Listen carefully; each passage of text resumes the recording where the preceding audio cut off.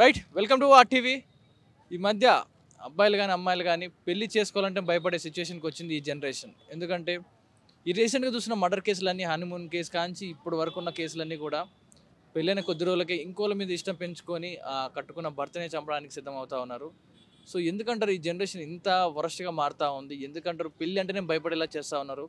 ఒకప్పుడు పెళ్లి చేసుకోవాలంటే అమ్మాయి బ్యాక్గ్రౌండ్ వెరిఫై చేసుకొని అమ్మాయి ఎలాంటిది వస్తుందో అనేది అబ్బాయి కోసం చూసేవారు. మేబీ అబ్బాయి ఎలాంటి గుణగణాలు అబ్బాయి గురించి చెక్ చేసేవాళ్ళు. ఇప్పుడు అమ్మాయి గురించి చెక్ చేసుకోవాల్సి వస్తుంది. అబ్బాయిలు భయపడతా ఉన్నారు పెళ్ళి అంటే. సో ఎందుకు ఇలా జరుగుతూ ఉంది? సో పబ్లిక్ లాంటి తెలుసుకుందాం, వారి మాటలు ఏమంటారు. మేడం చెప్పండి, ఎందుకు పెళ్ళి అంటేనే భయపడేలా చేస్తూ ఉన్నారు ఈ మధ్య అమ్మాయిలు? అబ్బాయిలే కేర్ఫుల్గా ఉండే సిచ్యువేషన్కి వచ్చింది. దీని గురించి ఏమంటారు? అబ్బాయిలు భయపడుతున్నారు పెళ్లి చేసుకుందాం అంటే. ఎందుకనంటే అరేంజ్డ్ మ్యారేజ్ అయినా లవ్ మ్యారేజ్ అయినా ఈ అబ్బాయిని ఒక అబ్బాయిని లవ్ చేసిన అమ్మాయి ఈ అబ్బాయి లవ్లో ఉంటూ ఇంకొక అబ్బాయిని లవ్లో పెడుతుంది. ఎటు తయారైంది. పోనీ అరేంజ్డ్ మ్యారేజ్ చేసుకుందామా? అరేంజ్డ్ మ్యారేజ్ అస్సలు నమ్మడానికి లేదు. ఎందుకంటే ఆ అమ్మాయి వెనక మరి ఏ లవర్ ఉన్నాడో ఆ లవర్ కోసం ఇప్పుడు పెళ్లి చేసుకున్న భర్తను లేపేస్తుంది, లేదంటే తల్లిదండ్రులను లేపేస్తున్నారు, లేదంటే అడ్డం వచ్చిన వాళ్ళని ఎవరు మాట్లాడితే వాళ్ళని చంపేయడానికి సిద్ధమవుతున్నారు. దాని మీద ఏంటంటే పెళ్ళిళ్ళు చేసుకోవాలంటేనే ఇప్పుడు మెయిన్ యూత్లో అబ్బాయిలు అయితే భయపడుతున్నారు. ఎవరి ప్రాణం వాడు కాపాడుకోవడం కోసం పెళ్ళొద్దురా బాబోయ్ అనుకుంటున్నారు. ఎందుకు ఇలా తయారవుతున్నారు? ఎందుకు ఇంత అవసరం ఏంటి? ఇంతకు ముందులా కాలం నాడు 40-50 ఏళ్ల క్రితం ఒక్కొక్క మగాడు 2 ఆడవాళ్ళని మెయింటెనెన్స్ చేసేవాడు. భార్యకి తెలియకుండా ఒకళ్ళు, బయట ఒకళ్ళు పెట్టుకునేవాడు. భార్య ఏంటంటే తెలిసినా కానీ పిల్లలు, తల్లిదండ్రులు, అన్నదమ్ములు, కుటుంబం కోసం అణిగి ఉండేది ఆ కాలంలో. ఈ కాలంలో ఆడవాళ్ళు ఎలా ఉన్నారంటే ఒక్కొక్క అమ్మాయి ఇద్దరేసిని మెయింటెనెన్స్ చేస్తుంది. అట్లా ఎదిగిపోయారనమాట. అంటే పెళ్లి చేసుకున్న భర్త ఒకడు, బయట ప్రియుడు ఒకడు. ఇలా భర్త ఏంటంటే సంపాదించి దాని అవసరాలు, తన కష్టాలు, తన బాధలు తీర్చడానికి భర్త, ఎంజాయ్ చేయడానికి బయట ప్రియుడు. ఇట్లా తయారవుతున్నారు. అట్లా ఎందుకు? కావాలంటే ప్రేమించినోడినే చేసుకో, ప్రేమించినోడిని ఎక్కడికైనా వెళ్ళి తీసుకెళ్ళిపోయి చేసుకో, లేకపోతే ఆగిపో. లేకపోతే తల్లిదండ్రులు చేసిన పెళ్ళికి విలువిచ్చి తల్లిదండ్రులతోటి కలిసి బ్రతికినందుకు తల్లిదండ్రులు చేసిన పెళ్ళికి విలువిచ్చి శుభ్రంగా ఉండిపోతుందోనే. అలా ఉండట్లేదు, ఇలా చేయట్లేదు, ఎలా చేయట్లేదు. ఇట్లా ఎందుకు చేస్తున్నారో ఏమో ఏమీ అర్థం కావట్లేదు ఫస్ట్. అంటే ఇప్పుడు మా జనరేషన్కి వచ్చేసరికి ఇప్పుడు మాకేమైనా అడ్వైస్ ఇవ్వాలంటే ఏమి ఇస్తారు? అంటే మాకు నిజంగానే ఇంట్లో సంబంధాలు చూస్తున్నాం, భయం అవుతా ఉంది. ఒక్కొక్కరికి లవ్ చేసే టాలెంట్ లేని ఉన్నప్పుడు ఉన్నారు. ఇప్పుడు మాకు ఎలాంటి అడ్వైస్ ఇస్తారు యూత్కి? లవ్ మ్యారేజ్లు వేస్టే, అరేంజ్డ్ మ్యారేజ్లు కూడా వేస్టే ఇప్పుడు. ఎందుకనంటే వచ్చే అమ్మాయిల అండర్స్టాండింగ్ మీద ఉండట్లేదు ముందల. ఎందుకంటే చిన్న మాట వచ్చినా, చిన్న ఎలిగేషన్స్ వచ్చినా ఇంట్లో అత్తగారు ఉండొద్దంట, మామగారు ఉండొద్దంట, ఆడపడుచులు ఉండొద్దంట ఇంట్లో. పిల్లలు ఒక్కళ్ళే కావాలంటే అది కూడా ఆపరేషన్ డెలివరీ కావాలంట. నార్మల్గా కనరంట. నార్మల్ డెలివరీకి అసలు అమ్మాయిలు ఇప్పుడు ఒప్పుకోవట్లేదు. ఇవాళ నార్మల్ డెలివరీకి ఒప్పుకోకపోతే రేపు బాధలు కష్టాలన్నీ నీకే వస్తాయి. అది ఒక్క బిడ్డే కావాలంట, ఇంకెక్కువ మందిని కనరంట. మరి ఒక్క బిడ్డకి రేపటి రోజున ఏమైనా అయితే ఈమె ఏం చేస్తుందో తెలియట్లేదు. ఇదొకటి. ఇటువంటి కండిషన్లతోటి పెళ్ళిళ్ళు దాకా పెళ్ళిళ్ళు పీటల మీదకి వెళ్ళే పెళ్ళిళ్ళు కూడా ఆగిపోతున్నాయి. ఎందుకంటే అమ్మాయి డామినేషన్ ఎక్కువైపోయింది ఇక్కడ. అబ్బాయి డామినేషన్ ఏముంటుందో, ఎంతవరకు ఉంటుందో తెలియట్లేదు, కానీ అమ్మాయి డామినేషన్ ఎక్కువైపోయి అలా తయారవుతున్నారు. ఇప్పుడు అత్తమామ ఉంటే ఈమెకి ఏంటి అడ్డం? గబుకుమని అమ్మాయికి ఏమన్నా పిల్లలో ఏమన్నా హెల్త్ బాగాలేకపోతేనో చూసుకుంటారు కదా. అత్తమామలు ఉండొద్దు. అత్తమామలు అబ్బాయికి అమ్మా నాన్న లేకుండా ఈ 6 అడుగుల ఆజాన్ బావుడు ఎక్కడి నుంచి దిగి వచ్చాడంట? ఆకాశం నుంచి ఊడిపడ్డా? లేకపోతే భూమి నుంచి ఊడిపడ్డా? అమ్మ కడుపులో నుంచే కదా వచ్చింది. అమ్మ కడుపులో నుంచి వచ్చిన అబ్బాయి కావాలి, కానీ అమ్మ నాన్నలు వద్దు. ఆస్తులు కావాలి, మళ్ళీ అమ్మ నాన్నలు సంపాదించిన ఆస్తులు కావాలి, వాళ్ళు సంపాదించిన ఇళ్ళు కావాలి, వాళ్ళు సంపాదించిన కార్లు కావాలి, వాళ్ళు సంపాదించిన బళ్ళు కావాలి. అబ్బాయి కావాలి. అమ్మాయి అబ్బాయి అమ్మ నాన్నలు మాత్రం వద్దు. ఇలా ఉన్నారనమాట ఇప్పుడు ఉన్నటువంటి అమ్మాయిలే కానీ అమ్మాయిల పేరెంట్సే కానీ. అమ్మాయిల పేరెంట్స్కి అయితే అసలు ఆశలకైతే అసలు మామూలుగా లేవు. హైదరాబాద్లో కానీ, బొంబాయిలో కానీ, మెడ్రాస్లో కానీ, వైజాగ్లో కానీ, బెంగళూరులో కానీ, విజయవాడ, గుంటూరులలో కానీ ఎక్కడైనా అబ్బాయి ఉన్నాడు అంటే ఆ అబ్బాయికి ఇల్లుందా, కారు ఉందా, లక్షల శాలరీలు ఉన్నాయా, లగ్జరీ లైఫ్ ఉందా? ఇవన్నీ ఏం చేసుకుంటారమ్మా? ఇవన్నీ చచ్చిపోతే ఒకడు కూడా రాదు. 1,00,000 రూపాయలతో పారేస్తారు అంతే. ఇప్పుడున్న జనరేషన్ పెరిగిన ఖర్చులను బట్టి 1,00,000 పడుద్ది, 1,50,000 పడుద్ది మనిషి చచ్చిపోతే. అంతకు మించి పట్టదు. ఈ ఆస్తులన్నీ ఏం చేసుకుంటారు? ఈ కార్లు ఏం చేసుకుంటారు? ఈ లక్షల్లో శాలరీలు ఏం చేసుకుంటారు? మనిషి బ్రతకడానికి ఇవన్నీ అవసరమా? మనిషికి వైఫ్ అండ్ హస్బెండ్కి కావాల్సింది డబ్బు కాదు, ఆస్తులు కాదు, ప్రేమాభిమానాలు, ఒకళ్ళ మీద ఒకళ్ళకి నమ్మకం మెయిన్. ఇవి ఉంటే మనుషులు ఎట్టయినా బ్రతుకుతారు, ఎక్కడైనా బ్రతుకుతారు. కానీ ఇవన్నీ ఎవరు చూడట్లేదు. అమ్మాయి పేరెంట్స్ ఆస్తులే అడుగుతున్నారు, అంతస్తులు అడుగుతున్నారు. హైదరాబాద్లో ఉన్నారంట, అపార్ట్మెంట్లో ఇల్లు కావాలంట, వాడికి కారు కావాలంట. కారులో బోర్ కొడితే బైక్ కావాలంట. ఇట్లా ఉన్నారా? ఈ రకంగా ఉన్నారా? అసలు ఈ రకంగా ఉంటే పెళ్ళిళ్ళు అవుతాయా మీ అమ్మాయిలకి? ఒక్కొక్క అమ్మాయి 35 ఏళ్ళు ఇంట్లో ఉండిపోతుంది అలాగా. అలా పెట్టుకొని కూడా మీరు మారట్లేదంటే మిమ్మల్ని ఇంకేం ఏమనాలో ఎవరనాలో తెలియట్లేదు. సరే అవన్నీ వస్తాయి, అవన్నీ పోతే మీరు ఇంకొకటి ఇచ్చి పెళ్లి చేస్తారా? వచ్చినవన్నీ అల్లుడి దగ్గర అన్నీ పోతాయి మీ అమ్మాయి వెళ్ళగానే. అప్పుడు ఏం చేస్తారు? ఇంకొకటికి ఇచ్చి పెళ్లి చేస్తారా? అప్పుడు అట్లాంటి పెళ్ళిళ్ళు చేస్తే మిమ్మల్ని ఏమంటారు? తల్లిదండ్రులు అంటారా? ఏమంటారు? Right brother. ఈ మధ్య యువత పెళ్లి చేసుకోవాలంటే భయపడతారు. ఎందుకంటే ఇప్పటి వరకు చూసిన క్రైమ్ కేసులు అన్ని కూడా హనీమూన్ కేసు కాంచి ఇప్పుడు వరకు ఉన్నాయన్నీ కూడా భర్తను చంపే ట్రాప్లు అవుతా ఉన్నాయి. లవ్ చేసినా అతమాసం చంపుతా ఉంటారు. అరేంజ్ మ్యారేజ్ చేసుకుంటేనేమో అమ్మాయి చంపేస్తుంది ఎవరితోటి. సో ఏందంటారు ఇలా ఎందుకు యూత్ ఎటుపోతుందంటారు?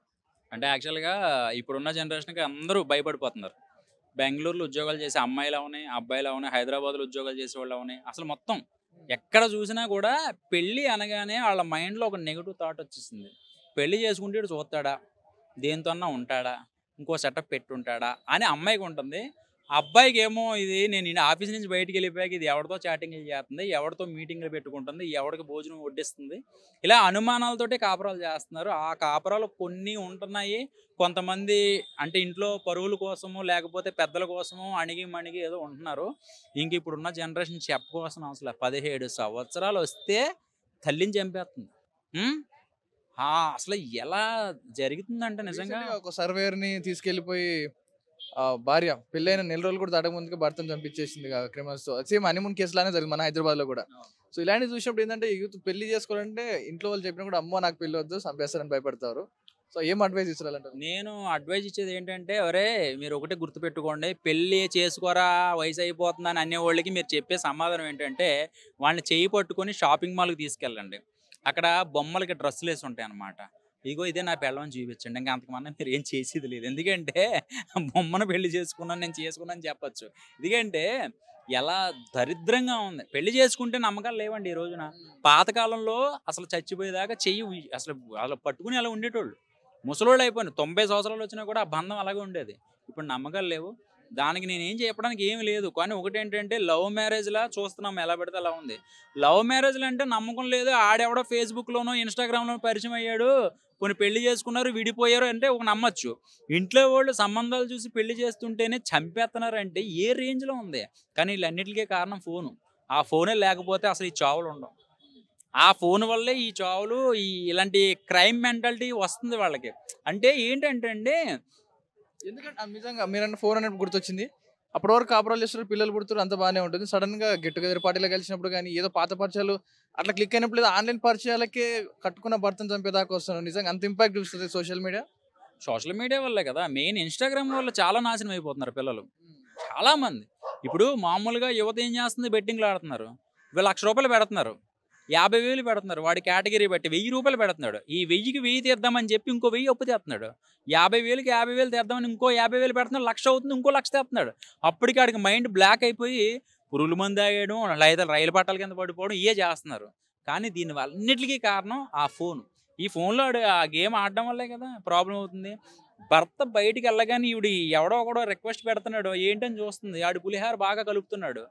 పడిపోతుంది వలలో. ఇటు ఈవిడ వల్ల పడుతుంది లేదా ఆడి వల్ల పడుతుంది. సో మొత్తానికి ఏదైనా ప్రాబ్లం అనేది ఫోన్ వల్ల వస్తుంది. అసలు ఈ ఫోన్ లేకపోతే చాలా ప్రశాంతంగా ఉండేదండి నిజంగా. ఈ ఫోన్ వల్ల చాలా ప్రమాదాలు జరుగుతున్నాయి. సో ఇప్పుడు యాక్చువల్‌గా ఈ వీడియో చూస్తారు ఎవరైనా. చూసినప్పుడు వాళ్ళ మనసులో చిన్న వెలితొస్తది. అరే నేను కూడా ఇలా చేస్తున్నాను కదా! మా ఆయన బయటికెళ్ళినప్పుడు నేను ఒకడికి మెసేజ్ చేస్తున్నాను కదా! ఏమో ఆడు ఉంచుతాడా చంపేస్తాడా? నిన్ను కంపల్సరీగా చంపేస్తాడమ్మా గుర్తుపెట్టుకో. నీకు మెసేజ్ చేసాడంటే ఆడు కేవలం నీ ఒంటి మీద ఉన్న బంగారం కోసం, నీ డబ్బు కోసం ఆడు రొటేషన్ చేసుకోవడం, వాళ్ళ లగ్జరీగా బతకడం కోసమే నిన్ను లవ్ చేస్తున్నాడు గుర్తుపెట్టుకో.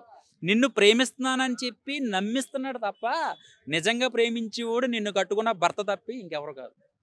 అదే నేను చెప్పగలను. ఇప్పుడు సరే అయిపోయింది ఏదో అయిపోతుంది. ఇప్పుడున్న జనరేషన్ లవ్ చేసుకునే వాళ్ళు అవన్నీ పెళ్లి చేసుకున్నావు. ఇప్పటి నుంచి జాగ్రత్తగా ఉండండి. ఒకళ్ళ ఫోన్లో ఒకళ్ళు షేర్ చేసుకోండి. ఒకళ్ళ ఫోన్లో ఒకళ్ళు షేర్ చేసుకుంటే ఎటువంటి గొడవలు రావు కదా! అదే నేను చెప్పబోతున్నాను. చాలా మంచి ఇన్ఫర్మేషన్ ఇచ్చారు. పెళ్ళైనా అవలేదు. చేసుకోకు.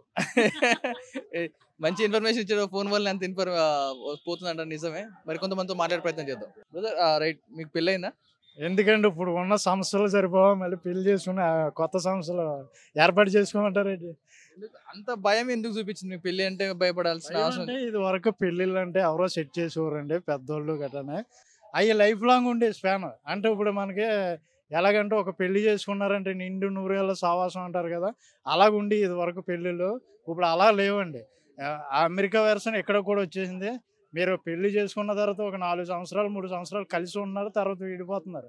ఈలోపు పిల్లలు ఎవరైనా పుట్టారు అనుకోండి, వాళ్ళు అనాథలు అయిపోతున్నారు. అంతే. ఇప్పుడు పెళ్లి వెర్షన్ అన్నది ఇప్పుడు బాగా చీప్. అది చీప్ అని అనట్లేదు, అప్పటికిప్పటికే మారిపోయిందండి. అందుకని నా అభిప్రాయం కూడా మారింది. ఇప్పుడు నిండు నూరేళ్ళ సావాసం ఇవన్నీ కూడా మాటల్లో చెప్పుకోవడానికే తప్ప ఇప్పుడు ఎక్కడ కనిపించట్లేదు. Thank you brother, thank you.